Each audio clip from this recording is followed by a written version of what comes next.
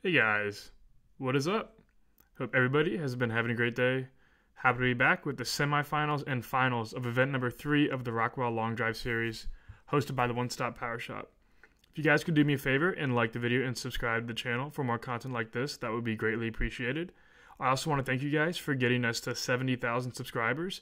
The 70,000 subscriber special video is currently being edited and produced, so stay tuned for that coming out soon. I'm really excited to release that video. So with that being said, let's hop into it. So this is the Justin semifinals. James, big ball, right side of the fair. Yeah, he hit a really good shot up on the right side here, and we actually did have a event just a couple days ago. So this is not the latest event.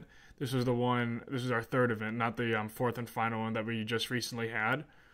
But yeah, I think it will be a really enjoyable video for you guys to watch, and there was a lot of really cool moments in the finals here.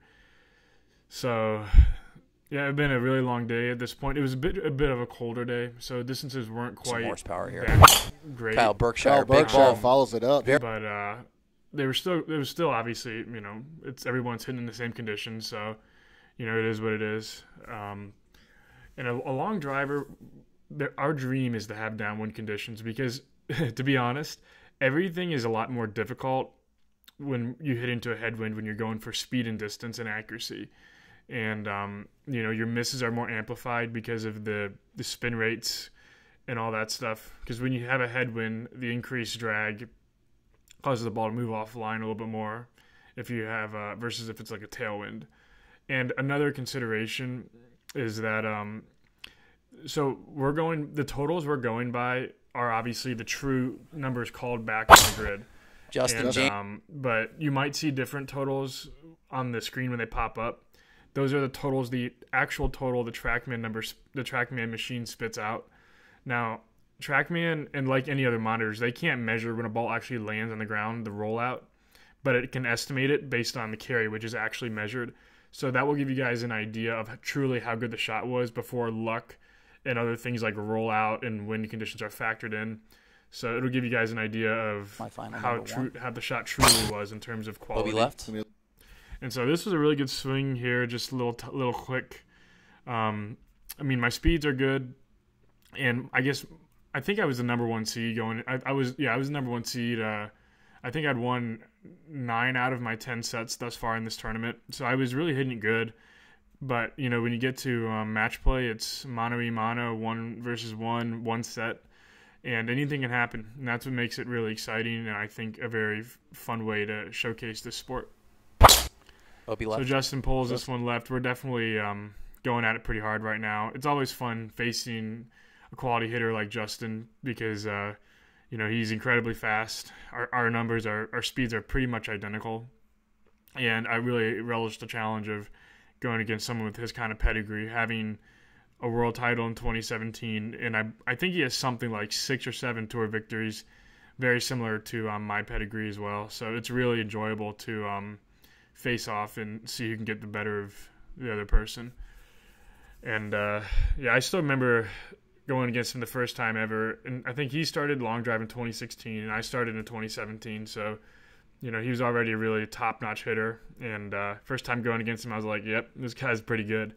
So it's been a nice little rivalry, and he's a good friend of mine, and yeah, so he's got the lead right now, 13 yards, and there was a bit of a wind coming in from the right, so a draw is what we're looking for here to kind of go with that wind. Oof. And, Justin James, the he hit a ball pretty right good down the shot middle. here, and just down the left center, and he thinks it's longer, but that's why he's asking the ball caller. We'll have to see what the number comes back at. Looks like it wasn't longer than 364, but yeah, you can see the Rockwell flag right there. You can see how strong that wind is. We're probably hitting into like a 10 or 15 mile an hour headwind, so these are big numbers, and I know everyone's like going to be like, well, the Tour Pros are hitting it further, and I guess technically that's true. If you're talking about in a vacuum, yes, they're hitting it further if they have a tailwind and all that good stuff. But one of the things I always get asked a lot is, do conditions affect the ball that much? And they affect it a ton, more than I think most people realize. and that can lead to misconceptions about the numbers a tour pro would put up versus a long driver. And if you're looking for a ballpark number, the typical tour pro and the typical long driver, if you gave us the same types of equipment, obviously optimized for our speeds, you'd be looking at the typical long driver probably having about 50 to 70 yards on the typical PGA Tour player, maybe more. But I would say in that neighborhood, just to give you guys an idea, if everything was kind of evened out. So that's kind of the ballpark. It's about a 20 to 30 mile an hour club speed difference. And so now I'm down to my second to last ball here. And one of the things I've definitely been struggling with, and we just had our last tournament. I won't spoil it, so I'll just commentate as if this just happened today. This tournament you're watching here.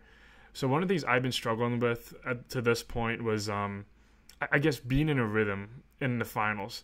Everything kind of changes mentally when you get into the finals because, for those of you who don't know, the structure of the tournament is a round-robin format. So you're hitting a lot of sets against 4 people on the tee at the same time.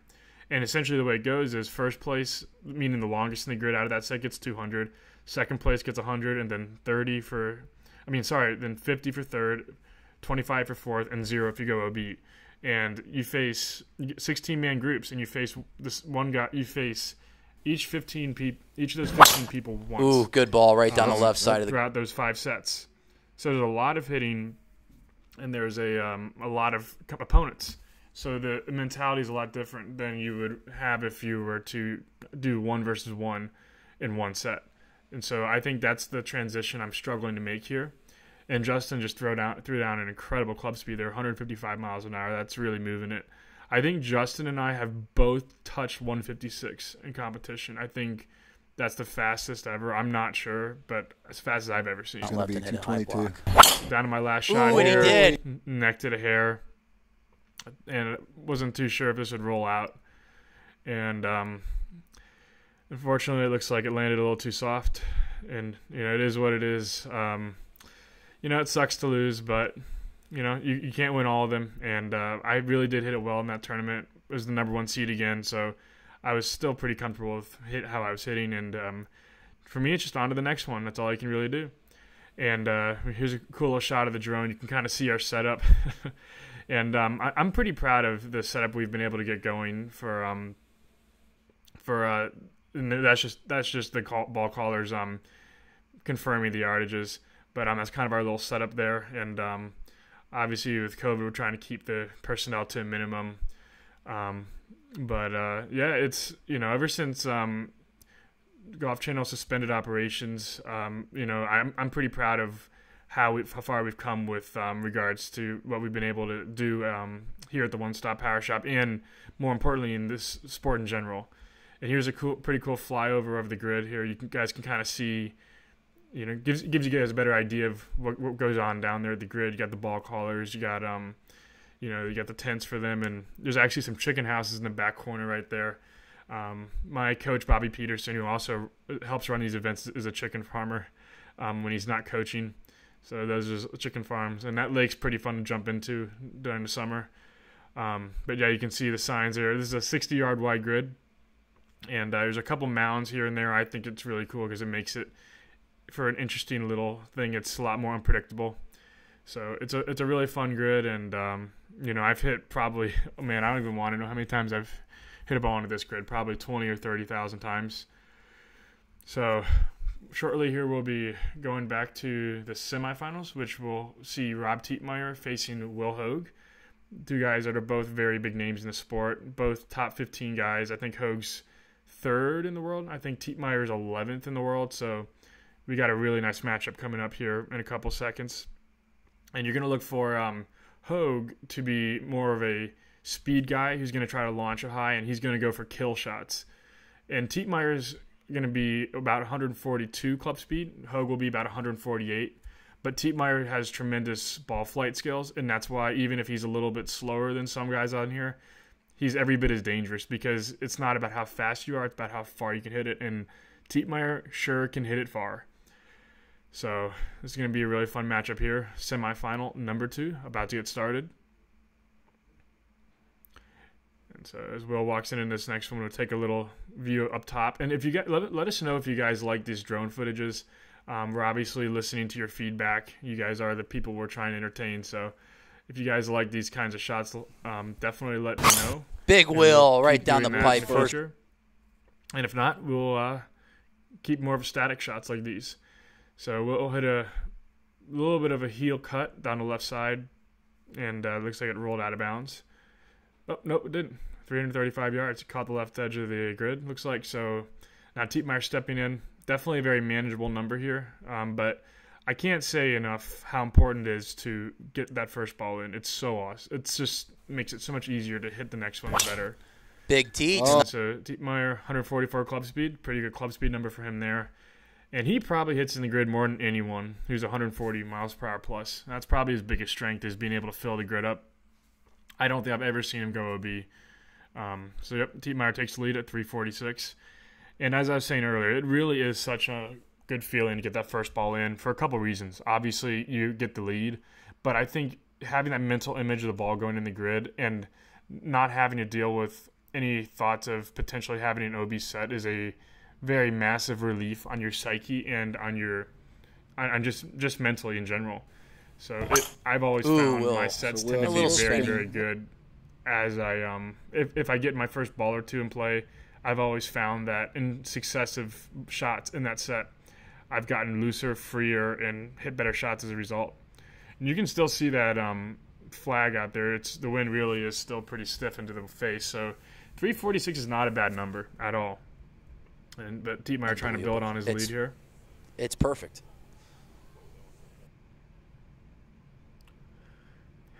But he's got a really good motion, very consistent. And another thing you'll notice from Rob is he will hit the center of the face more than just about everybody. So, and again, that's a nice lesson for a lot of people watching. If you want to hit it far, speed is definitely important, but I would say just as important, if not more important, is optimizing that speed, meaning hitting it in the center of the face, having good launch conditions, having the right amount of spin, having the right amount of launch angle. And typically this is an individual thing, person to person, depending upon your speed. And it's all about finding what launch angle is best for your speed. For us, so basically I would say it's pretty much the guys that are going to make final eights here, like you see here, most of the time, 90% of the time, are going to be north of 140 club speed. So once you get north of that number, we're looking for about 1,800 spin, 13 degrees of launch. And you can see Hogue took the lead there by 1 yard. So it's pretty amazing as fast as these guys swing, as far as we hit it. It sometimes comes down to 1 yard. But it just goes to show how, bunched up we all are at the top. And that's what makes it really exciting.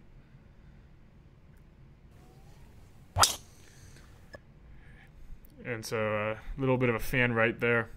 And you can see when he fans it right, the spin goes up way high. So as I said, we want our spin to be between about 1,700 to 2,200. That's kind of the money zone.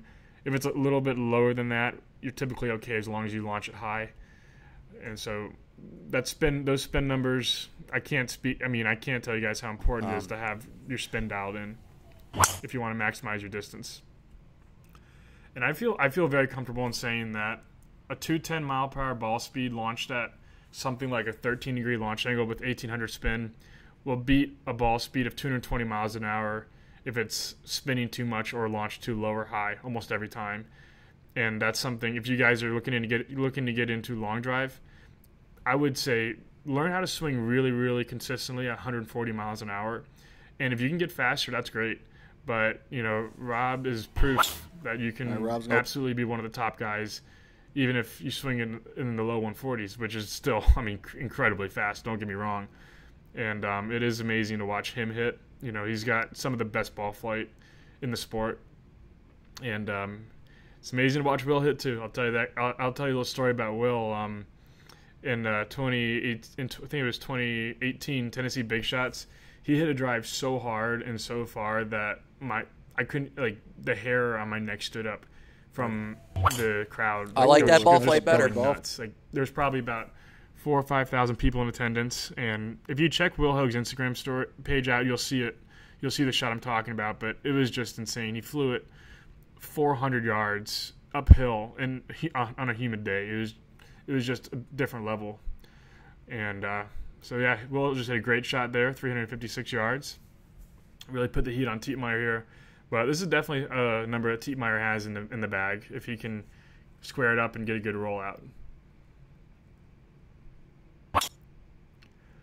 Came up out of that one, pretty rare miss hit for Rob there, and but that's just what happens when you get nervous and you kind of get to it. Really, I mean, I'll tell you guys what, when you get moving from 8 to 6 balls has definitely been an adjustment, and it's one of those things where it's so easy to once you get to the first 2 or 3 balls, when you're down to only 3, which is insane. It's so easy to start having your mind and the head spin, and you really got to manage that. And Hogue really liked that one there.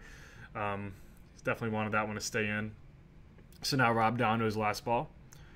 Definitely, as I said, definitely has this in him. He probably has 360, 365 if he really, really squares one up. Just a matter of him finding it and doing a very veteran move here, taking his time, really getting settled. Rob's been in the sport for something like 7 or 8 years now, so he's really a veteran of the sport, been in it for a long time, and he's doing the veteran thing here, taking his time and really getting settled. Ooh, high floater. Really good. This is a good swing here, and unfortunately, I think it went out just a bit left. I think he's waiting for the number to be called back here. And as they wait, we'll see.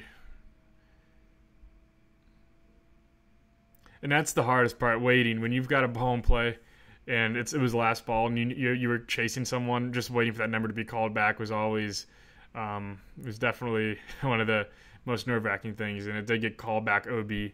So we got Will Hogue moving on to the finals. So in the finals, we will have Will Hogue versus Justin James. And Will Hogue is something like a 4-time Final 8 contestant at the Remax World Championships. And as I said before, Justin James has the 2017 world title belt. So, and these are both former world number ones. Hogue has held the number 1 spot for a cumulative total of over 2 years, and Justin James has held it for a very similar time frame. So these are 2 of the absolute best in the sport going head-to-head. So this should be a very exciting final matchup here.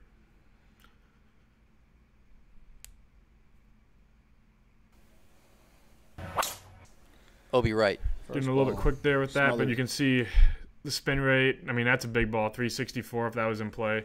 But again, see how he got the spin rate dialed in there. And a huge number here is probably anything over 360 I would consider a monster ball.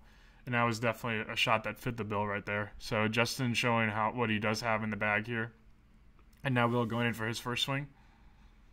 Once again, taking a little bit extra time here. Definitely the veteran thing to do. Obi left. And a little bit heel. He came over across it. But you can see both these guys are capable of putting up 220 ball speed. And this ball this year, I know a lot of people might be curious, is significantly slower than the ball we had on TV last year. Last year, the ball we had was the Volvic AMT. This year, it's the Top Flight Bomb. I would say the Top Flight Bomb is about 5 to 6 miles an hour slower than the AMT from last year. So that's something to keep in mind when you see these kinds of speeds and these kinds of club speeds and ball speeds. And again, Justin James really dialing in the spin rate, and these are bombs he's hitting just slightly out. And another thing that I thought I would mention is that with a firmer ball, the club speeds are actually going to read higher on TrackMan as well. Because TrackMan measures at max compression. It takes the average speed of the toe, the center of the face, and the heel. It'll be right there. And it basically averages out those 3 at max compression, meaning when the ball has fully been compressed, what's the average speed of those 3 points on the club. And so when you have a softer compression ball like the Top Flight Bomb, it's going to take longer to compress. And when the ball starts compressing against the club face, the club head starts slowing down. So the club head speed at touch is very different than the club head speed at max compression. So with the Top Flight Bomb, because it takes longer to reach maximum compression because it's a lower compression ball, you're probably looking at a 2 or 3 mile an hour club speed difference versus the Volvic AMT. So just to give you guys the perspective, Justin James. These club speeds and ball speeds you're seeing here, add about 2 to 3 miles an hour club speed and about 6 miles an hour ball speed. And that's the numbers we'd be putting up with the Volvic AMT like we did on TV last year. So it just kind of gives you guys an idea of where these guys really are. And so still no balls in play yet. I mean, and you can only, it's hard to explain it, how nerve-wracking it is to be in a final. It's just a different atmosphere. You know you're one ball away from winning the tournament. And it can definitely be hard to find. All right, so it felt like Will did. And Will finally puts one in play to left center. Pretty good numbers here, but the ball just didn't quite have the launch angle needed, and it hit and stopped pretty quickly. And again, that's those 4 ingredients. You know, he had the spin rate locked in, he had the speeds locked in, and you know, he had a good flight. But his issue was he just didn't quite have the launch angle. If that was launched 2 or 3 degrees higher, an easy 20 yards would have gone further. So just something to keep in mind there. Obi left. And another snipe left for Justin there. It's definitely, I mean, I'm telling you guys, when you get into this situation, it is so easy to do that. I've done it so many times. And, I mean, it is so hard to just stay calm and collected and really keep your swing about you. And that is definitely where people realize it's a different game when you get to this kind of level. It's one thing to beat balls into the field with no pressure, but when you get up here and it's, you know, 1v1, it's a different world. Oh, all right. Another pretty Will with the ball that he just turned over. Even though the ball speed was a lot significantly slower, and you know, than his last ball, it went 12, 15 yards further. Even though the spin rate and the ball speed was the same, the ball speed was slower, but it went further. Why? He launched it probably about 2 to 3 degrees higher, and so that's a great example of why launch angle is so important. And so now Will Hogue with 348 yards, definitely a solid number, but by no means a unbeatable number. This is a number Justin has if he hits a B- shot in the grid. Oof, Obi right. That is a huge huge number. Down. I mean, 155 club speed again, and he's hitting monster shots right now, and 365 out left. So, I mean, he's got the number, and it's all about can you find it and put it in play, and that's really what it comes down to. A lot of times, the longest balls are not even hitting the finals because some people just have trouble finding that great swing in the finals, and you'll see balls win that are 20, 30 yards shorter than some of the shots that were hit earlier in the tournament. So another spinny pull by Will there, and now Justin down to his last ball. Just trying to stay cool, calm, collected, and he is about as cool as it gets when it comes to being out here. And we got a really cool view here from the drone, from the back view. Gives a pretty cool look at the grid. So Justin coming down for his last swing now.